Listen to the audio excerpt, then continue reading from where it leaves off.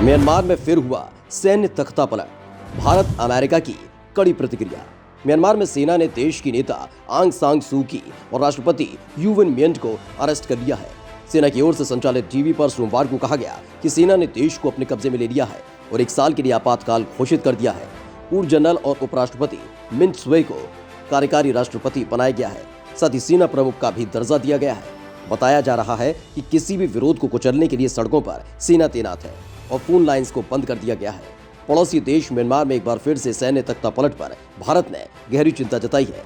भारत के विदेश मंत्रालय ने एक बयान जारी करके कहा है कि म्यांमार की घटनाएं चिंताजनक है। भारत ने कहा कि हमने हमेशा ही म्यांमार को लोकतांत्रिक बदलाव की प्रक्रिया को आगे बढ़ाने का समर्थन किया है। भारत ने कहा कि वो घटना पर नजर बनाए हुए। वहीं ऑस्ट्रेलिया, अमेरिका समेत दुनिया के कई देशों ने म्यांमार में सैन्य तख्तापलट पर अपनी तीखी प्रतिक्रिया दी है। अमेरिका ने वहां की सेना को धमकी दी है।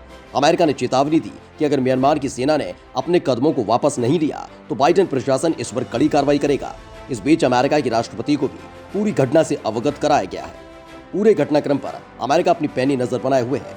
अगर आज उठाए गए कदमों को वापस नहीं लिया गया तो अमेरिका कड़ी कार्रवाई करेगा। वहीं ऑस्ट्रेलिया ने कहा कि वो लंबे समय से म्यांमार और उसके लोकतांत्रिक बदलाव का समर्थन करता आया है। हम सेना से आह्वान करते हैं कि वो कानून का सम्मान करे और विवादों का कानूनी तरीके से समाधान करे। आपको बता दें कि म्यांमार में नवंबर में ही चुनाव हुए थे, जिसमें नोबेल शांति पुरस्कार विजेता आंग सान सू की पार्टी NLD की जोरदार जीत हुई थी। लेकिन सेना ने इस चुनाव में फर्जीवाड़े के आरोप लगा दिए।